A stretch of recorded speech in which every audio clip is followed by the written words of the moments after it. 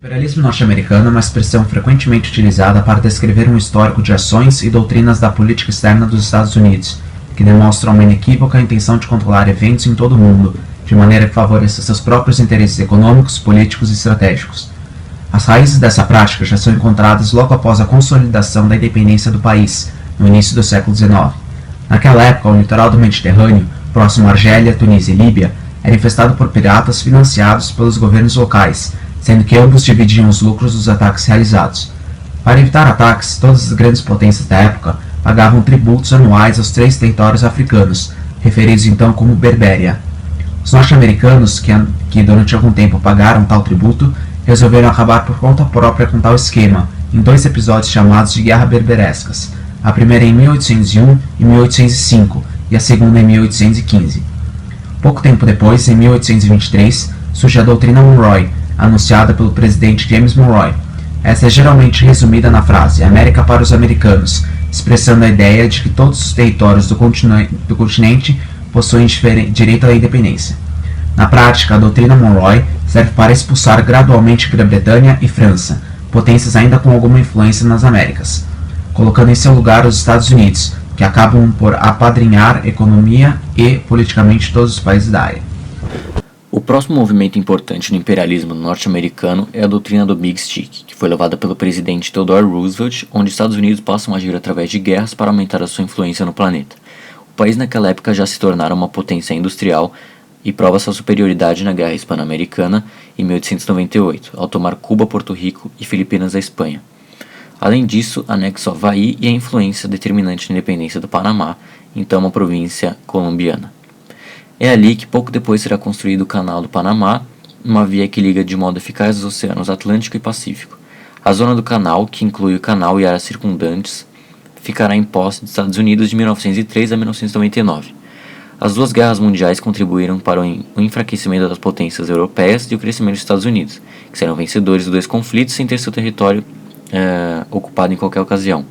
É a partir daí que o imperialismo se torna um veículo para recrutar outros países e fazer frente à nova ameaça no período da Guerra Fria, a União Soviética. Com o colapso dessa, os Estados Unidos experimentam um período como potência hegemônica, criando ao ponto de promover as guerras preventivas, ou seja, ataques a países onde há séria contestação às políticas norte-americanas e seus interesses. Atualmente, em momento de crise econômica global e contenção de gastos, os Estados Unidos procuram exercer sua influência de modo mais discreto sem despertar grande reprovação da opinião pública em geral.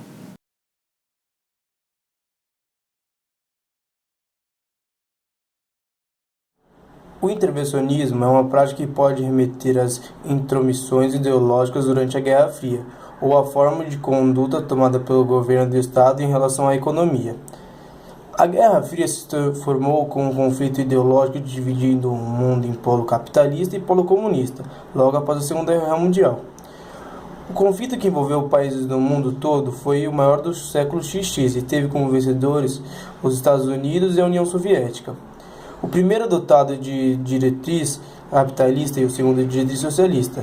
As 2 potências eram fortes demais para enfrentarem diretamente no campo militar. Era possível que ocorresse a destruição de ambos. Assim, deu-se início a um conflito de cunho ideológico que colocava em combate direito apenas outros países do mundo que seguiam orientações ideológicas opostas. O intervencionismo, característico da Guerra Fria, era a prática fundamental para assegurar o poder das respectivas ideologias no mundo. Na América Latina, o caso mais emblemático é o que ocorreu no Canal do Panamá, que foi mantido sob jurisdição dos Estados Unidos e utilizado para treinar militares. O resultado dessa conduta, com traços fortes de intervencionismo, foi a formação de ditadores e agentes de espionagem. O intervencionismo, contudo, pode ser compreendido também no âmbito econômico. No nascer dos Estados nacionais modernos, as monarquias absolutistas comandavam a economia de seus respectivos territórios. O liberalismo foi uma corrente ideológica que se formou acreditando que o Estado não deveria interferir na economia. Ele deveria ser livre e se desenvolver por si só.